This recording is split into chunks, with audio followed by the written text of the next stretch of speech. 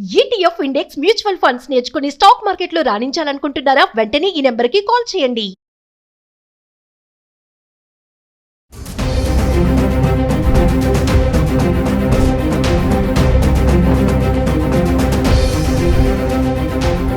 నమస్తే, welcome back to Suman TV. Present మనతో పాటు ఉన్నారు ఎనలిస్ట్ మందర కృష్ణారెడ్డి గారు. నమస్తే సార్. నమస్తే మేడం. సార్, బంగారం ధరలు చూసుకుంటే మరి 1,10,000 అయితే దాటేసింది. దివాళీ సీజన్ వస్తుంది. మనం ఒక వీడియోలో మాట్లాడుకున్నాం ఏమైనా తగ్గుతుందా పండగ సీజన్లో అని చెప్పేసి. మరి కారణాలు ఏముంటాయి? ఇంతే ఉంటుందంటారా? తగ్గే ఛాన్స్ ఏమైనా ఉన్నాయా అంటే? ఇప్పట్లో అంతగా తగ్గే సూచనలు పెద్దగా కనబడటలేదు. పెరుగుదల మాత్రమే ఉండేటట్టు కనబడుతుంది. కొద్ది గొప్ప తగ్గినా మళ్ళీ కొంచెం పెరిగేటట్టు కనబడుతుంది. అయితే మరీ గొప్పగా పెరిగిపోయి ఎక్కడికో అందనంత లోకాలకు వెళ్ళిపోతుందని చెప్పడానికి కష్టం, కానీ ఈ సీజన్ కొంచెం అట్లా కనబడుతుంది. ఈ టైం లోపల ఇంకా మనకు ట్రేడ్కు సంబంధించినటువంటి స్టాక్స్ ఏవైతే ఉన్నాయో అది ఒక ఖచ్చితంగా క్రమ పద్ధతులు జరగడం లేదు. హెచ్చు తగ్గులు విపరీతంగా దాంట్లో ఉంటున్నాయి. అందువల్ల స్టాక్స్ లో పెట్టుబడి పెట్టాలని అనుకున్న వాళ్ళు చాలా మంది పెట్టడానికి కొద్దిగా భయపడుతున్నారు. పోనీ ఇక ఇది కాకుండా రియల్ ఎస్టేట్ లో పెడదామంటే రియల్ ఎస్టేట్ ఒక రకంగా భారతదేశంలో కొంత నిస్తేజ పరిస్థితి ఏర్పడింది, కొంత స్తబ్దతకు చేరుకుంది. ముఖ్యంగా ఐటీ పరిశ్రమలోంచి బయటకు వచ్చిన వాళ్ళు చాలా మంది కొత్త ఉద్యోగం దొరికేదాకా తమ దగ్గర ఉన్న డబ్బుని దేంట్లో నిల్వ చేయాలి అనుకునే దాని మీద బంగారం అయితే కొంచెం స్థిరంగా ఉంటుంది, తొందరగా డిస్పోజ్ చేసుకోవచ్చు.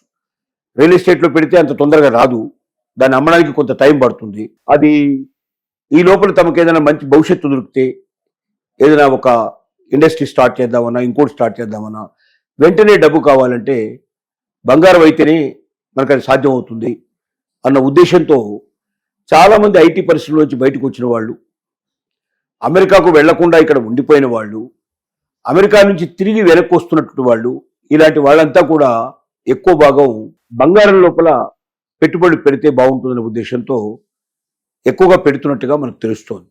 తర్వాత ప్రపంచ పరిస్థితులు కూడా దానికి అనుగుణంగానే బంగారం పెరగడానికి అనుగుణంగా ఉండటం వల్ల కూడా కొంతవరకు బంగారం మీద ప్రభావం చూపిస్తోంది. ఈ పరిస్థితులు ఇంత తొందరగా మారేటట్టుగా కనబడటం లేదు. ఈ మార్పుకు కొంచెం టైం పడుతుంది. కాబట్టి ప్రస్తుత పరిస్థితుల్లో మరికొంతకాలం కొంచెం పెరుగుదలకే అవకాశం కనపడుతుంది, కానీ తగ్గుదలకు చాలా తక్కువ అవకాశాలు ఉన్నాయి. కొద్ది కొద్దిగా ఇలాగే 1000-2000 పెరగడం, అక్కడక్కడే మళ్ళీ కొంచెం తగ్గడం, అక్కడక్కడే పెరగడం తప్ప డ్రాస్టిక్ గా కిందికి రావడం మాత్రం సాధ్యం కాకపోవచ్చు.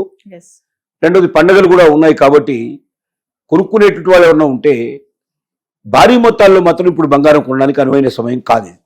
ఎందుకంటే పరిస్థితులు ఎలా వస్తాయో తెలియదు మనకు. మొత్తం పూర్తిగా వెనక్కి వెళ్తాం, ముందుకు వెళ్తాయని చెప్పేటట్టుగా లేదు, పూర్తిగా వెనక్కి వెళ్ళడానికి ఆస్కారం లేదు. ఇక్కడ కొంతవరకు వెనక్కి వెళ్ళినా ఆశ్చర్యపడాల్సి, కొద్ది టైం తీసుకున్నాక వెనక్కి వెళ్ళినా ఆశ్చర్యపడాల్సిన అవసరం లేదు. కాబట్టి ప్రపంచ పరిస్థితులు స్థిరంగా లేకపోవడం వల్ల, మార్కెట్ల ప్రభావం కొంచెం భిన్నంగా ఉండడం వల్ల ఈ హెచ్చు తరుగులు అనేవి ఎంతకాలం ఉంటుందో చెప్పడం చాలా కష్టంగా ఉన్న పరిస్థితుల్లో భారీ ఎత్తున కొనుక్కునే పరిస్థితి మాత్రం కరెక్ట్ కాదు. కొంతమేరకు మాత్రం పండుగల కోసం, పబ్బాల కోసం, లేదా ఏదైనా ఫంక్షన్స్, లేకపోతే పెళ్లిళ్ళు, పేరెంటాలు ఇలాంటి వాటి కోసం కొంచెం మొత్తంలో అవసరమైనంత వరకు మాత్రం కొనుక్కోవడంలో ఇబ్బంది ఏం లేదు. మీ దగ్గర డబ్బు ఉంటే తప్పనిసరిగా బంగారం మీద పెట్టుబడి పెట్టండి. అది ఎప్పటికీ వృధా కాదు. మీకు ఎప్పుడంటే అప్పుడు డిస్పోజ్ చేసుకునే పాసిబిలిటీస్ ఉంటాయి. కానీ బంగారం కొనేటప్పుడు మాత్రం మొదటిసారి నుంచి మనం ప్రతిసారి చెప్పేది ఆభరణాల రూపంలో కొనకండి.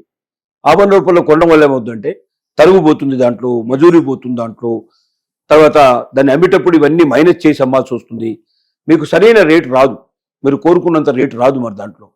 కాబట్టి దాన్ని స్వచ్ఛమైన రూపం లోపల బార్ కడ్డీల రూపంలో కానీ, లేకపోతే దాన్ని మీరు ఏదైనా నాణ్యాల రూపంలో కానీ, బిస్కెట్ల రూపంలో కానీ ఇలాంటివి కొనుక్కున్నట్టయితే అది మీకు దాంట్లో 1% కూడా తరుగుపోదు, పెట్టిన డబ్బంతా కూడా పర్ఫెక్ట్గా వస్తుంది. లేదంటే బాండ్స్ రూపం లోపలైనా పెట్టుబడి పెడితే అది కూడా మీకు ఎక్కడ తరుగు రాకుండా మీరు పెట్టిన పెట్టుబడికి పెరిగే అవకాశమే తప్ప తగ్గే అవకాశం ఉండదు. కాబట్టి బంగారం గురించి ఎవరన్నా పెట్టుబడి పెట్టదలుచుకుంటే ఇలాంటి వాటిలో పెట్టండి తప్ప ఎక్కువ దాంట్లో ఆరాల లోపల ఉండేటువంటివి, లేకపోతే డైమండ్స్ లాంటివి దాంట్లో చేరేటట్టు కానీ, పూసలు మిగతా అన్ని కూడా యాడ్ చేసేటట్లు కానీ, దాంట్లో ఎక్కువగా బంగారంతో పాటుగా మరి మిగతా వాటిని కూడా కరిగించి దాంట్లో కలిపేటువంటి వాటిలో అట్లాంటి వాటికి వెళ్ళి మీరు ప్రయత్నం చేయకండి. 24 క్యారెట్స్ బంగారంగానే దొరికితే మనకు చాలా బాగుంటుంది.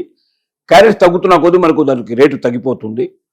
మన గవర్నమెంట్ 9 క్యారెట్స్ బంగారాన్ని కూడా ప్రోత్సహించే పరిస్థితి కలుగుతోంది కాబట్టి దానికి కూడా మనకు హాల్ మార్క్ వేసే ప్రయత్నంలో ఉన్నారు. కాబట్టి అంటే బంగారం రేటు పెరుగుతున్న టైంలో దాన్ని ఎక్కువగా వాడుకున్నట్టయితే దానివల్ల తక్కువ డబ్బుతోటి మనం ఎక్కువ నగలు చేయించుకునేందుకు పాసిబిలిటీస్ ఏర్పడతాయి.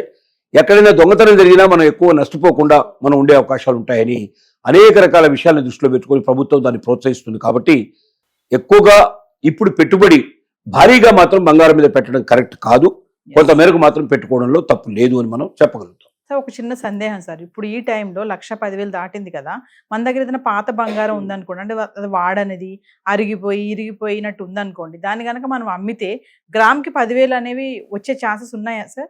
అమ్మితే పాత బంగారాన్ని అమ్మితే ఖచ్చితంగా మనకు మంచి రేట్ వస్తుంది. మనకు ఎందుకు వస్తుందంటే పాత బంగారం చాలా స్వచ్ఛంగా ఉంటుంది.